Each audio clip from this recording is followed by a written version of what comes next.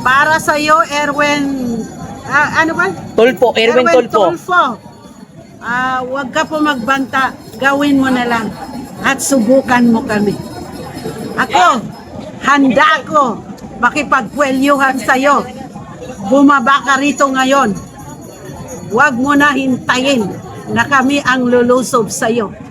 Kaya huwag na huwag ka magbanta. Gawin mo na lang. Walang pwedeng manakit kay Robin Padilla at Inday Sara kasi kami ang inyong makakalaban. Dahil jihad, alam niyo ang jihad, hindi kami takot mamatay kasi ang serbisyo namin para sa Allah subhanahu wa ta'ala.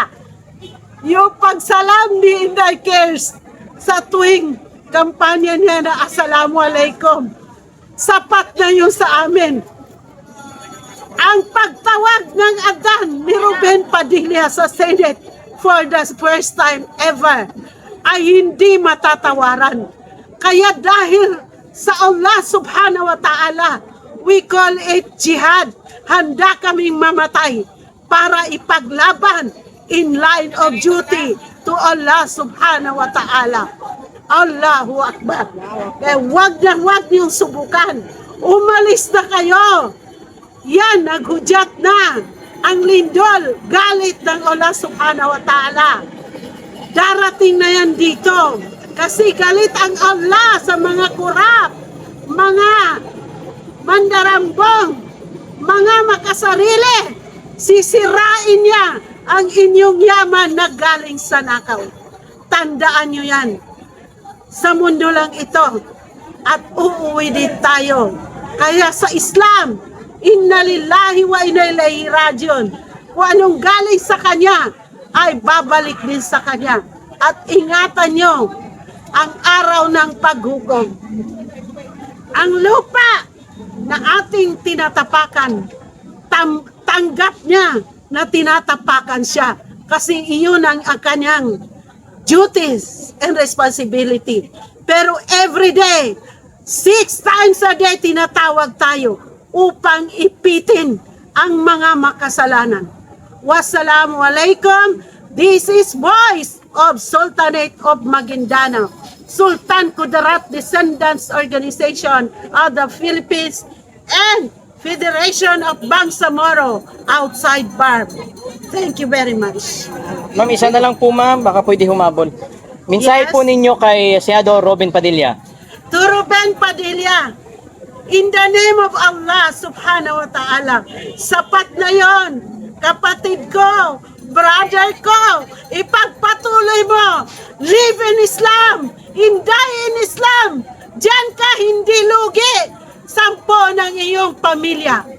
Sa pamilya mo, Allah will protect because you are in the line of truth. Sa mga may maleta, ang kapal na mukha niyo nagpapakita pa sa Senate, wala kayong puwang dyan na gumawa ng batas. Do not bend the law. Allahu Akbar. Allahu Akbar. Thank you very much. Thank you. Baka meron bang gusto Yes. kay Vice President Inday Sara? Kay Vice President Inday Sara, we are here. Your relatives in Islam. Si Pangulong Duterte, the only president after 50 years, siya lang ang pumirma sa BARM. At pinakikinabangan natin sa BARM ngayon. Huwag kayong taksil, Bangsamoro. Dahil siya lang ang pumirma. Huwag natin kakalimutan ang mga Duterte. Ano ang sabi ni BBM? Wala kayong karapatan. Huwag nyo na isulong yang BARM. So ano? Bangsamoro. Natutuwa ba kayo dyan? Taksil ang sinumang lumihis sa Pangulong Duterte at Inday Sara. Pananagutan nyo sa Allah subhanahu wa ta'ala. Please continue doing good and forbid bad.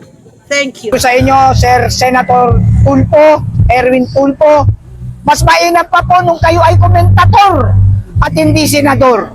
Dahil nung kayo'y komentator, nasa private citizen kayo, malaya kayong magpahayag at magsabi ng mga karumal-dumal na pananalita na hindi katanggap-tanggap sa isang gawain ng isang senador.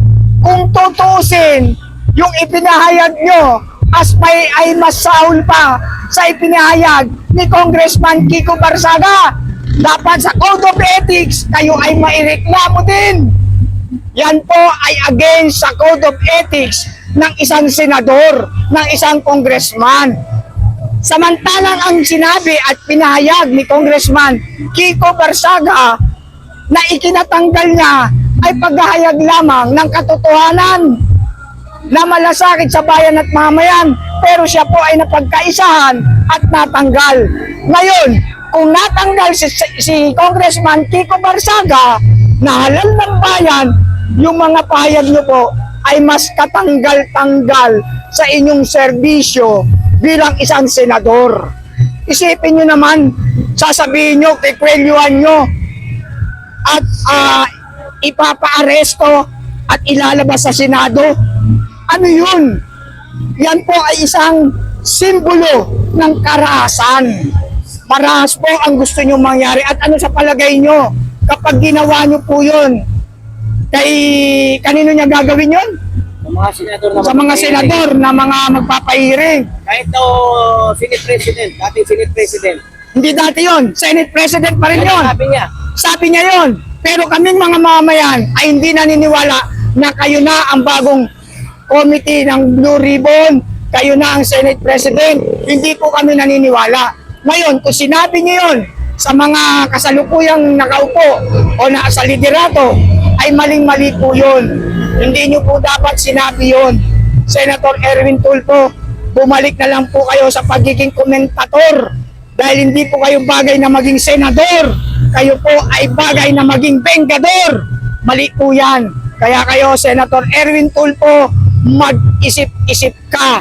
Dahil ang mamamayan ay gising na sa katotohanan na kayong mga punyetang mga politiko na mga kurakot, hindi naman lahat, pero kayo, ang binabanggit ko, ikaw, Senator Erwin Tulfo, maling-mali at against sa Code of Ethics ang iyong mga payag. Kaya kung ako ang tatanungin, dapat ireklamo ka rin sa Code of Ethics dahil yung ginawa mo unethical manner. isa sa mga nabanggit ng 18 Marine.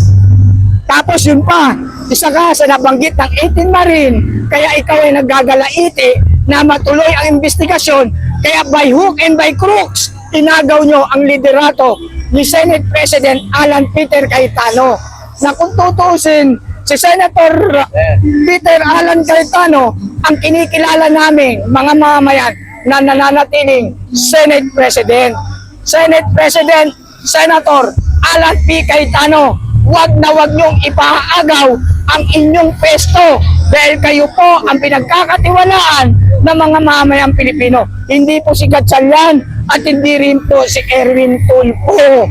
Kaya makinig kayo sa boses ng mamayan. Kaya kami nandito sa harapan ng Senado at kami ay nagrereklamo ayon sa mga sobrang pang-aabusado ng mga politikong katulad mo. Dahil ang bisikleta ko, sinabihan niyang basura. O ito yung tinawag mong basura na kaikot sa buong Pilipinas, pinaglalaban ng karapatan ng mga matatandang Pilipino. Dahil lahat naman tayo tatanda. Kaya nararapat lang na magkaroon ng batas na ipaglaban ang karapatan ng mga matatandang Pilipino para hindi maabuso ng ninuman.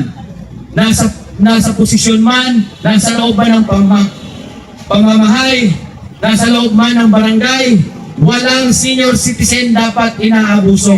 Dahil ang mga matatanda, haligi ng ating bansang Pilipinas. Haligi ng ating bansa. Sila ang nagbuwis ng buhay. Mula pa sa kalululuhan nila. Mula pa sa lulalulahan nila. Nasa dugo na ng ating mga Pilipino ang mandirigma, matikas. Kaya sana, imbis na mag-away-away kayo dyan, gumawa kayo ng batas para sa kinabukasan ng SA. Sinaunang kamataan at pangalagaan ang edukasyon at kinabukasan ng HK, ang henerasyon ng kabataan na gustong makapagtapos ng pag-aaral. Maraming mga out of school youth dyan. Ito, tutukan nyo ang isang solusyon na pinasok ko. Hindi ako nakapagtapos ng elementarya at ngayon nag-take po ako ng alternative learning system. Ito, bigyan nyo ng pondo. Huwag yung pinagbibigyan nyo ng pondo na wala namang saysay, walang halaga, walang naitulong sa ating bansa. Itong alternative learning system, tutukan ninyo para mas marami mga out of school youth at mga senior citizen na gusto pang mag-aral, makapagtapos. Maraming salamat dito sa Pasay City. Hindi man ako residente dito, tinanggap nila ako, nagpa-enroll ako. At ngayon, lubos ako nagpapasalamat din sa ating minamahal na Vice Presidente dahil sa kanyang paunlak na pagpaalala sa akin na hindi pa uli ang lahat. May potensyal ka para sa ating bayan. Mag-aral ka. Hindi nagkamali si Pipi sa kanyang ibinahagi sa akin na paunlak na suportahan at ngayon nagpa-enroll ako sa ALS at nakuha ko po ang 64.44 na grado. At maraming salamat po kay Pipi Inday dahil siya lang po yung bukod tanging mataas na opisyal na humarap at nakinig sa munting advokasya ng kinakalawang na bisikleta na sinabihang basura. Basura man sa paningin ng ilang magkapatid dyan na tumpo, pero malaking ambag sa ating bayan. Na isigaw ang karapatan ng mga matatandang Pilipino na nararapat lang bigyan at tuunang pansin para maipasa. Para maipasa. Para maipasa. Para maipasa ito. At nang sa ganon, ang kinabukasan ng mga matatandang Pilipino ay maging mapayapa at matatag at meron silang takbuhan kung kinakailangan.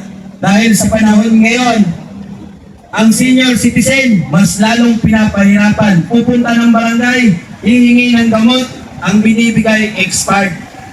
Hindi naman lahat, hindi lahat ng barangay namimigay yan. Pero meron talagang iilan. Pati ayuda, expired na din ang pinamimigay. Ngayon, sa Mindanao, antayin natin. Dahil sabi nga sa news, lumipad na daw. Ano yun? Lumipad na. Lumipad ang aming team. Lumipad na daw.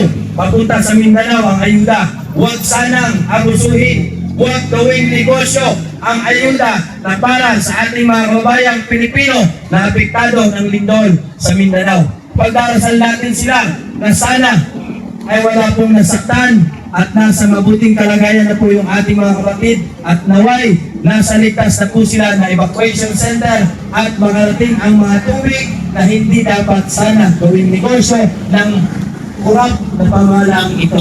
Kurap naman talaga. Lantaran na ang korupsyon, pati bigas binibenta na. Imbis ayuda, 20 kilo ang bigas. Kailangan pang pumila, pahirap kayo sa taong bayan. Maraming salamat po, Atty. Vinci. Okay. Ayun, maraming salamat, Sigad. Tulad nga ng sinabi ko kanina, mayroon ng typographical error sa pagpapareceive natin. Pero subukan natin ulit na magpa-receive ng permit sa Office of the City Mayor. Dahil alam natin na bawat ordinaryo, bawat Pilipino ay karapatan natin na magpahayag ng ating saloobin. Hindi lamang sa People's Park o sa Freedom Park. Dahil ninais natin na dito tumayo sa harap ng Senado dahil ang gusto natin, ang Senado natin ay ibalik ang demokrasya na ninakaw ng mga politiko. At hindi tayo rin papayag na patuloy tayong patatahimikin ng administrasyong ito. Nilirespeto po namin ang sulat na aking tinangkap. Pero sana, ang panawagan namin kay Mayor Calixto, Mayor, Sana, panahon na para hayaan mo ang mga taong bayan na magsalita at magtipon-tipon dito sa harap ng Senado dahil maliwanag na maliwanag sa inyong sinumpaang salaysay bilang mayor ng bayang ito na dapat ay hindi kayo mananahimik kung may korupsyon at katiwaliang nangyayari sa ating bansa. Ito po ang ginagawa ng taong bayan ngayon ng ordinaryong Pilipino. Hindi nananahimik. Subalit, pilit nating nilalabanan ang panggigipit ng administrasyong ito. Dahil alam naman natin, karapatan ng bawat isa. Itong Senado na ito ay pera ng taong bayan. Lahat ng government facility ay welcome ang lahat ng ordinaryong Pilipino, mayaman o mahirap. Karapatan natin gamitin ito dahil pera ng taong bayan ang ginagastos dito. Karapatan ng bawat isa, karapatan nila, pero wag naman sana abusuhin ang mandatong pinahiram sa kanila para pilitin patahimikin ang taong bayan. Dahil kami sawa na, pagod na sa nangyayaring korupsyon at hindi na kami papayag na patuloy pang ginigipit ang mga taong lumalaban sa korupsyon. Dahil nasa demokrasya tayo sa panahon ngayon. Nais nating mabawi ang demokrasya na ninakaw ng Administrasyong Marcos at iilang mga senador sa loob ng Senado. Kaya ngayon, kung mapanood mo ito, magsasubmit ulit kami ng panibagong permit sa opisina ninyo bilang pagbigay galang at pagbigay respeto sa inyo bilang namumuno sa lugar na ito. Dahil pagbigay tao, bigay galang namin sa inyo, pero isa lang ang kahilingan namin. Pagbigyan natin at hayaan natin ang mga ordinaryong Pilipino na ipaglaban ang demokrasya ng ating bayan. Dahil kung hindi kayang ipaglaban ng mga nasa otoridad ngayon na kanilang sinumpaang tungkulin na protektahan ng bayan at ang ating konstitusyon, kaming mga ordinaryong Pilipino ay handang makipaglaban para makamit ng ating bayan. Kaya ngayon pa lang, Mayor, magpapasalamat na ako sa iyo. Kahit na dininay mo ngayon, pero magsasubmit pa rin kami.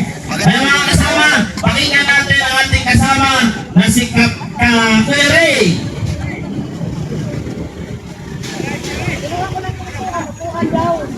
Tapos hanggang sa dulo yan. Yan po ang mga supporters naman po ni Pangulo Duterte. Kaya po ang dami. Kumusta kayo dyan? Magandang hapon po sa ating lahat. Higang sinestinde, ihubos maniakol ang Blue Ribbon Committee hearing. Akala ko ba ang rubos pang matagalan? Bakit sinuspinde agad? Kasi sila lang nandun.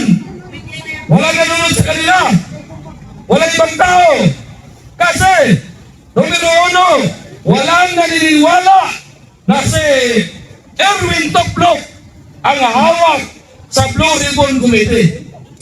Wala siyang karapatan na humawak as committee chairman sa Blue Ribbon kasi isa siya sa pinangalanan ng mga Brave 18 Marines na nakatanggap ng mali-malitang pira. Kaya dapat siya ang imbestigahan, hindi siya ang mag-imbestiga. Toplok ka nga. Noong panahon ni PRRT, Noong nasa telebisyon pa yan nagtrabaho, grabe yan magpapuri si Tomplok sa mga proyekto ni PRRD. Nabiglan lang ng malita, biglang bumaliktad. Di ba? Ang pira nilang pinamigay sa mga pokpok sa Quezon Avenue, kung binigay tulong nila sa mga mahirap, mas marami bang magtutuwa? Ilang daang libo ang binigay para lang makatikim ng mga pokpok. Kami mga DRS, wala kami kapira-pira. Pero kahapon, kung napanood ninyo yung mga vlog namin, tatlong may mga sakit ang dinugtungan namin ng buhay dahil sa initiative namin na magkaroon ng charity rights para sa mga mataganda.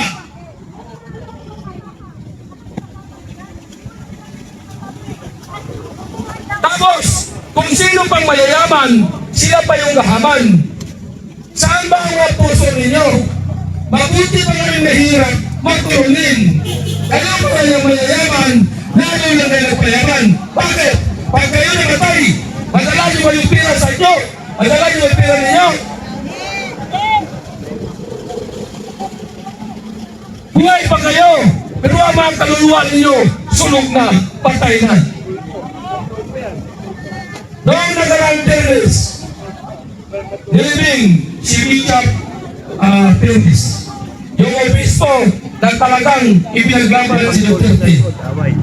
Naroon ko ako. Away mag-asawa. Saksi ko ako.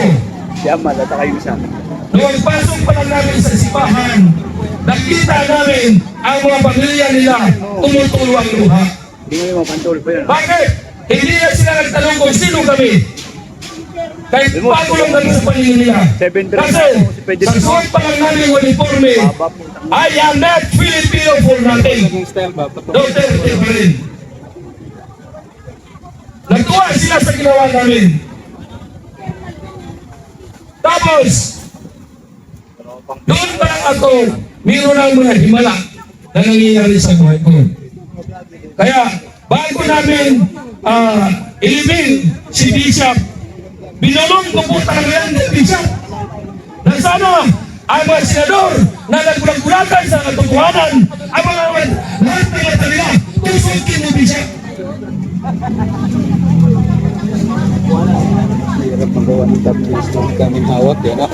Grabe na, sobra na po. Kung kayo mga mayayaman, may grado, kami mga may hirap, yung hindi na pagtapos ng pag-aaral, naiintindihan po namin ang nangyayari sa Pilipinas. Practical po tayo. Inaabuso na po tayo. Kaya papayag ba kayo na aalis tayo rito? Papayag ba kayo na aalis tayo rito? Dito na tayo. Sakto na isang bahay. Mag-isang buwan na tayo rito. Mag-isang buwan na tayo na tutulong rito. Araw-gabi, ulan ang dilit, ang isang kritisyo natin, narito araw-araw. Tapos, paalisin tayo ngayon, ay hindi po yan. Kaya nanawagan ko ako sa mga kapwa ko Pilipino na nanonood ngayon, sugod na kayo dito sa Senado para malagdagan ang aming pwersa dito. Kung ano ba mangyari ngayon, basta hindi po kami aalis dito. Yun lang po. Maraming salamat po. Okay, maraming salamat, Dad. Okay, ang susunod nating speaker, si Kuya.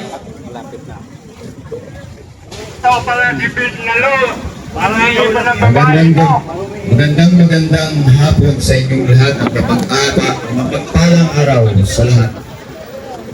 Kami po, magalang-galang na Alcalde Calixto, ay nagtitipon-tipon dito para isang panawagan para sa tagapagtaguyod ng demokrasya, the vanguard of democracy.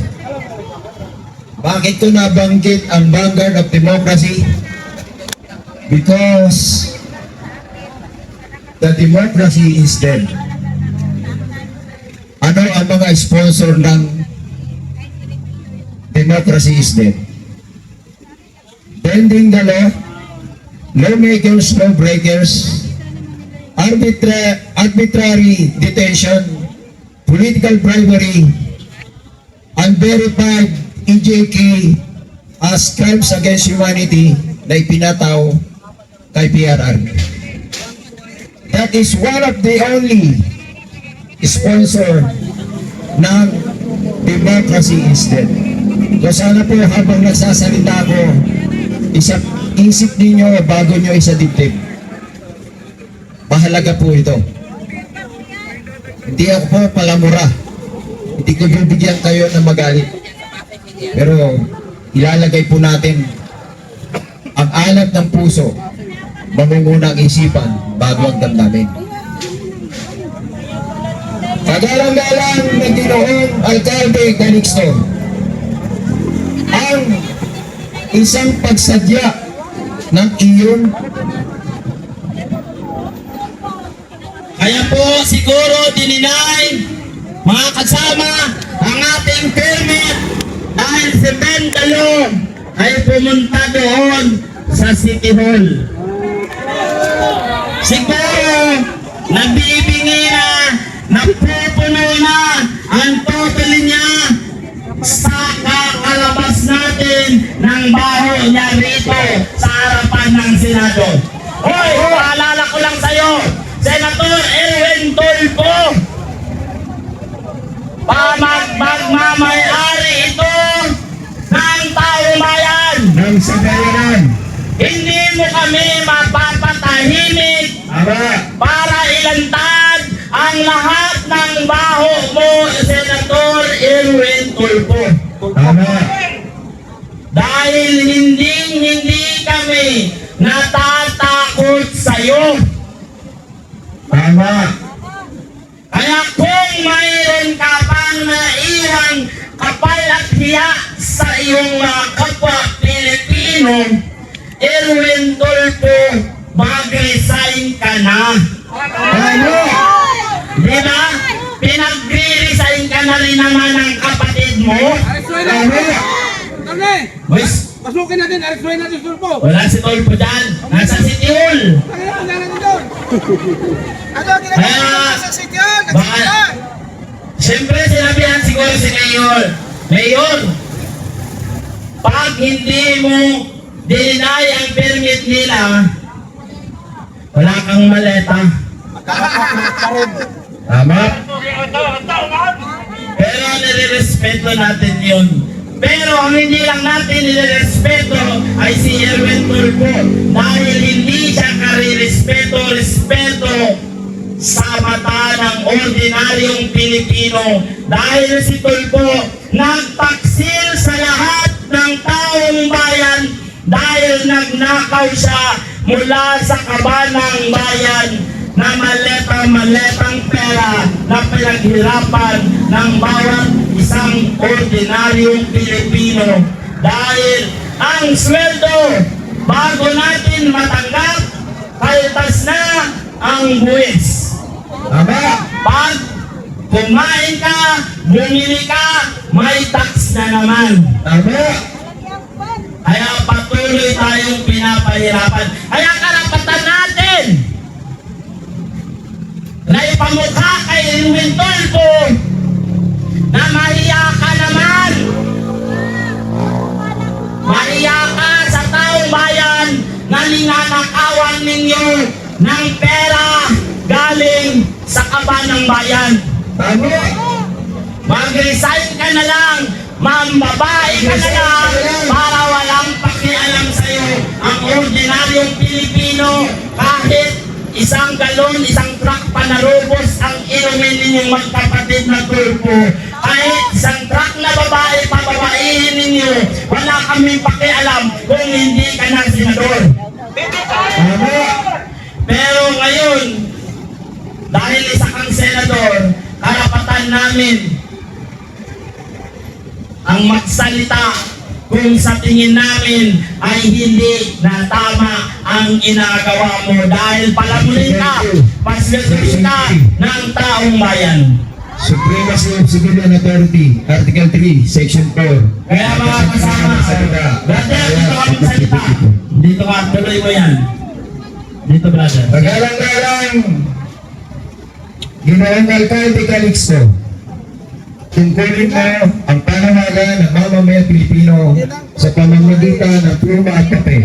Ano po yung pluma at papel? Ballpen at ang papel. Yan po ay isang mahalagang tungkulin na dapat mong tuparin pagkat ang mamamayan ay nananawagan na para itaguyod ang demokrasya, hindi patayin ang demokrasya. Kayo na mismo ng pamahalang ito ay ginugulo nyo ang gobyerno. Sino ang gobyerno, mga kababayan? Matanong ko lamang. Sino ang gobyerno? Sino ang gobyerno? Ginoong Calixto, narinig ko ang panawagan ng taong bayan. Ang gobyerno ang taong bayan. Nasa preamble po yan. So, kagalang-galang na Ginoong Alcalde Calixto, huwag niyo po sanang ipagpaliban o itinay ang aming samo o request na magkaroon kami ng karapatan at kailangan na magtipon dito at magpahayag ng aming mga damdamin tungkol sa nangyayaring mga katingayan at korupsyon.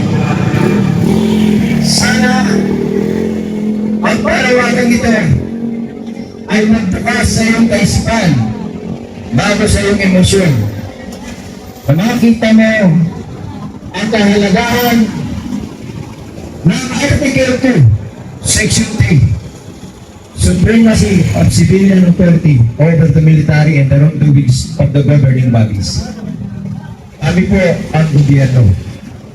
Kami po ay nananawagan sa iyo na sana po pagbigyan mo muli ang aming pagtitipon, ang aming panawagan, ang aming pagtutuloy sa ginagawang mga pagbaligtad ng mga batas itong nasa Senado na din ang nasa Kongreso. Kami po ay hindi mga pampalasang mamamayan. Kami po ay hindi pinapatay na kasundaluhan at kapulisan. Kami po ay mapayapang naglalahad ng aming mga hinaing base sa nangyayari, base doon sa mga dapat na talakayin katulad dito sa paglalahad, sa pamamagitan ng pananalita. Kami po, ito ang aming sandata na siyang nakalagay sa konstitusyon. Agalang-galang na Ginoong Calixto, ikaw po ay alkalde ng bayan ito na nasasakupan. Ang mamamayan na nagtitipon-tipon dito ng mapayapa ay isang bahagi po yan na nasaad sa konstitusyon. Ito po ay ang mandato. Ano po ang mandato ng mga mamamayang Pilipino? Gusto ko lang pong maliwanagan sa lahat ng dito. Ano po ang mandato ng mamamayang Pilipino? Ang mandato po natin ay tayo ay maglahad ng ating mga hinaing kapag may nakikita tayo o may nararamdaman tayo na ito ay isang anomalya, katiwalian at korupsyon o ito ay isang mapang-aliping sistema na ginagamit lamang ang ating mga kahinaan dahil sa batas na baliktad. Sana po, maunawaan niyo yung aking sinasabi. Gusto ko lamang po na magkaroon po tayo ng ugnayan habang may nasasalita rito. Dahil kung hindi po ninyo maintindihan yan, mas lalo po tayo maaalipin sa anong bagay. Maaalipin po tayo sa takot. Kasi ang batas na mali, gagamitin nila yan sa atin, bawat isa, upang tayo ay takutin.